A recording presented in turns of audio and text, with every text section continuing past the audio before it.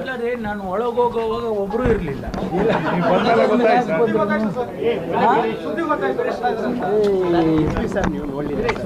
ಇಲ್ಲ, ಎಲ್ಲೂ ಇರಲಿಲ್ಲಪ್ಪ. H K Patil ಅವ್ರ ಮನೆ ಹಿರಿಯ ನಾಯಕರು ಇಬ್ರು ಕೂಡ ಪಕ್ಷದ ಹಿರಿಯ ನಾಯಕರು. ಹೌದು, ಇಬ್ರು ಮಾತುಕತೆ. ಮೊದಲನೇದಾಗಿ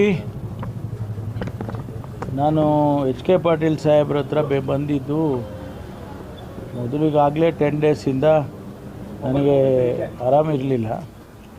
ಅವರು ನನ್ನನ್ನು ನೋಡೋದಕ್ಕೆ ಬರ್ತೀನಿ ನಾನೇ ಅಂತೇಳಿ ಹೇಳಿದರು. ಇಲ್ಲ, ಸ್ವಲ್ಪ ಈ ಹೊರಗಡೆ ಬಂದಿದ್ದೀನಿ ಅನಾರೋಗ್ಯದಿಂದ, ಅದಕ್ಕೆ ನಾನೇ ಬರ್ತೀನಿ ಅಂತ ಅಂದೆ. ಅಯ್ಯೋ ಬನ್ನಿ ಅಂತ ಹೇಳಿದ್ರು. ಸೊ ಹಾಗಾಗಿ ನಾನು ಅವ್ರನ್ನ ನೋಡೋದಕ್ಕೆ ಬಂದಿದ್ದೇನೆ. ಸ್ವಾಭಾವಿಕವಾಗಿ ತಿಂಡಿ, ಔಪಚಾರಿಕವಾದಂಥದ್ದು ಮಾತುಗಳು ಎಲ್ಲ ಬಂದೇ ಬರ್ತವೆ. ಮುಂದೆ ಭವಿಷ್ಯದಲ್ಲಿ ನಾವೆಲ್ಲ ಯಾವ ರೀತಿ ಸಂಘಟನೆಗಳು ಮಾಡೋದರಲ್ಲಿ ಮತ್ತು ಸರ್ಕಾರವನ್ನು ಜನಹಿತವಾಗಿ ನಡೆಸೋದರಲ್ಲಿ ಯಾವ ರೀತಿ ಅಂತೇಳಿ ಒಂದಿಷ್ಟು ಚರ್ಚೆನೂ ಮಾಡಿದ್ದೇವೆ.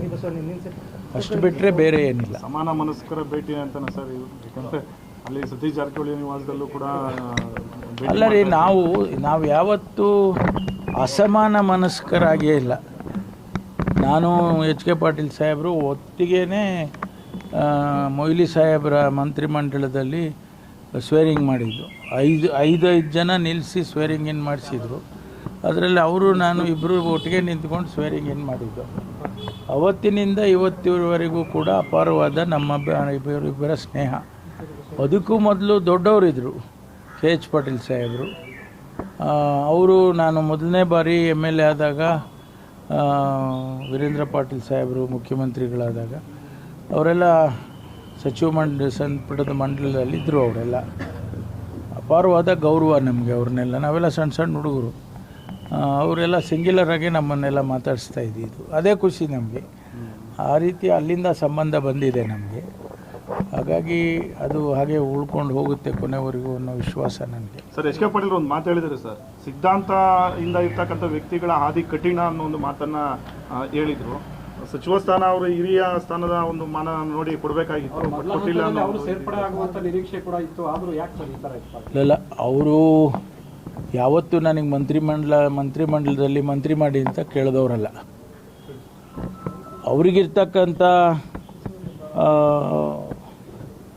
ರಾಜಕೀಯದ ಜ್ಞಾನ, ಪೊಲಿಟಿಕಲ್ ಅಕ್ಯುಮೆನ್ಶಿಪ್ ಅಂತ ಕರಿತೀವಿ, ಅದು ಭಾಳ ಅವರಿಗೆ ಅವ್ರದ್ದೇ ಆದಂಥ ರೀತಿಯಲ್ಲಿ ಅವ್ರ ತಂದೆಯವರನ್ನು ನೋಡಿ, ಆ ಭಾಗದ ಜನರ ರಾಜಕೀಯ ಆ ಭಾಗದಲ್ಲಿ ನೋಡಿ ಅವ್ರದ್ದೇ ಆದಂಥದ್ದನ್ನು ಮಾಡ್ಕೊಂಡಿದ್ದಾರೆ. ಅದು ನಮಗೆ ರಾಜಕೀಯವಾಗಿ ಮತ್ತು ಸರ್ಕಾರಗಳಿಗೆ ಅದರಿಂದ ಭಾಳ ಸಂದರ್ಭದಲ್ಲಿ ಅದರಿಂದ ಅನುಕೂಲ ಆಗಿದೆ. ಅದು ನಾವು ಮಿಸ್ ಹಿಮ್ ಅಷ್ಟೇ, ಬೇರೆ ಇನ್ನೇನಿಲ್ಲ. ಬಿಡದಿ ವಿಚಾರದಲ್ಲಿ ಡಿ.ಕೆ. ಶಿವಕುಮಾರ್ ಅವರು ಬಂಧುವಾನ ಕೊಟ್ಟಿರೋದು, ಕುಮಾರಸ್ವಾಮಿ ಅವರು ಇದನ್ನು ಮಾಡ್ತಾ ಇದ್ದಾರೆ. ಹೌದು, ಈಗ ಪತ್ರ ಬರೆದಿದ್ದಾರೆ ಮುಖ್ಯಮಂತ್ರಿಗಳು ಶಿವಕುಮಾರ್ ಅವರು. ನಾನು 26ನೇ ತಾರೀಕು 11 ಗಂಟೆಗೆ ವಿಧಾನಸೌಧದಲ್ಲಿ ನಮ್ಮ team of ministers and officers ನಾವೆಲ್ಲ ಇರ್ತೀವಿ.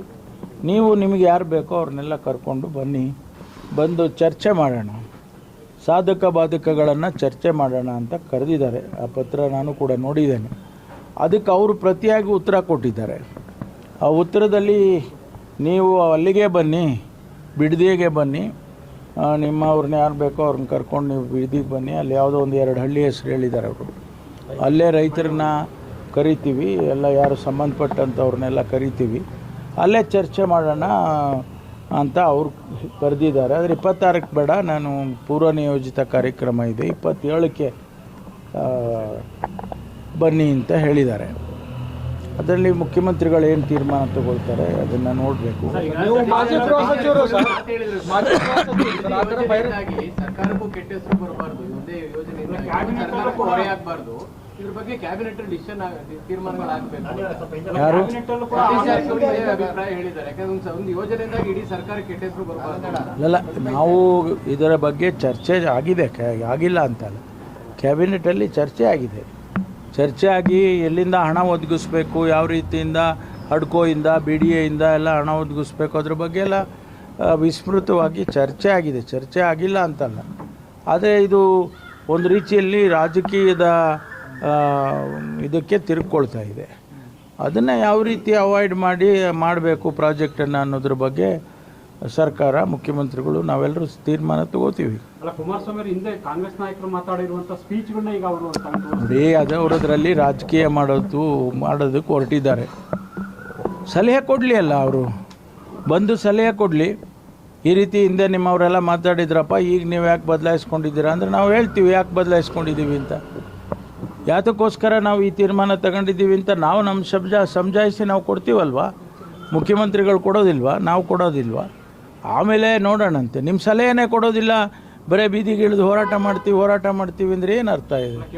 ಅದೇ ರಾಜಕೀಯಕ್ಕೋಸ್ಕರ ಮಾಡ್ತಾ ಇದ್ದೀರಿ ಅಂತೇಳಿ ಸ್ಪಷ್ಟವಾಗಿ ಕಾಣಿಸುತ್ತೆ. ತಾವು ವಿರೋಧ ವ್ಯಕ್ತಪಡಿಸಿದ್ರೆ ಸಂಪುಟ ಸಭೆಯಲ್ಲಿ ಅಂತ ಚರ್ಚೆಗಳಾಗ್ತಿತ್ತು. ರಾಜಕೀಯ ಹೋರಾಟಗಳು ಏನೇ ಇರ್ಬೋದು, ರೈತರ ನಿಜವಾದ ಪರಿಸ್ಥಿತಿ ಅದನ್ನೇ ಅಲ್ವಾ ನಾವು ಹೇಳೋದು. ರೈತರನ್ನು ಒಕ್ಕಲೆಬ್ಬಿಸೋದು ಬೇಡ, ಅವರ ಮನವೊಲಿಸಿ ಕನ್ಸೆಂಟ್ ಮೇಲೆ ತೊಗೊಂಡು ಮಾಡಬೇಕು ಅನ್ನೋದೇ ಈಗ ನಾವೆಲ್ಲ ಮಾಡ್ತಾ ಇರೋದಲ್ವಾ. ಈಗ ಭಾಳಷ್ಟು ಜನ ಬಂದು ನಾವು ಕೊಡ್ತೀವಿ ಸ್ವಾಮಿ, ಇದೆಲ್ಲ ಒಣ ಭೂಮಿ ಇದೆ, ನಮಗೇನಾಗೋದಿಲ್ಲ, ಇದರಿಂದ ನಮಗೊಂದಿಷ್ಟು ಹಣ ಸಿಗುತ್ತೆ, ಹೆಚ್ಚು ಹಣ ಕೊಡಿ ಅಂತ ಕೇಳ್ತಾರೆ ಅವರು ಸ್ವಾಭಾವಿಕವಾಗಿ. ಆವಾಗ ನಾವು ಆ ಹಣ ರೈತರಿಗೆ ಕೊಟ್ಟು ಸಮಾಧಾನ ಮಾಡಿದರೆ ಅವ್ರು ಬೇರೆ ಕಡೆ ಎಲ್ಲೋ ಜಮೀನು ತೊಗೊಳ್ತಾರೆ, ಅವರ ಕೃಷಿ ಮಾಡ್ಕೊಳ್ತಾರೆ. ನಾವು ಆ ದೃಷ್ಟಿಕೋನದಲ್ಲಿ ಇಟ್ಕೊಂಡು ಹೋಗ್ತಾ ಇದ್ದೀವಿ. ಅವರು ರಾಜಕೀಯ ಮಾಡಿದರೆ ಏನು ಮಾಡೋದು? ಈಗ ಅಡ್ಡಮತದಂತೂ ಆಣೆ ಪ್ರಮಾಣ ಹಂಚು ಕೊಟ್ಟಿದೆ, ಮಂಜುನಾಥ ಸ್ವಾಮಿ ಪ್ರಮಾಣ ಮಾಡುವಂತ ಅದು ಬಿಟ್ಬಿಡೋಣ ಮಂಜುನಾಥ ಸ್ವಾಮಿಗೆ.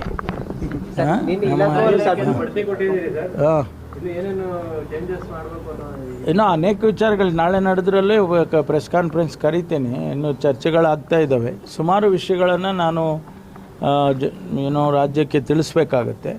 ಹಿಂದಿನ ಸಚಿವರಾದ ಕೃಷ್ಣ ಬೈರೇಗೌಡರು ಕೂಡ ಅವರು ಒಳ್ಳೆಯ ಕೆಲಸವನ್ನು ಮಾಡಿದ್ದಾರೆ. ಅದರ ಜೊತೆಗೆ ಈಗ ಅದನ್ನ ಮುಂದುವರಿಸ್ಕೊಂಡು ಹೋಗಬೇಕು. ಹೊಸ ಆವಿಷ್ಕಾರಗಳೇನಾರು ಇದ್ದರೆ ಅದನ್ನು ಮಾಡಬೇಕಲ್ಲ, ಮಾಡ್ತೀವಿ. ಸರ್, ಆರೋಗ್ಯ ಹೇಗಿದೆ ಸರ್?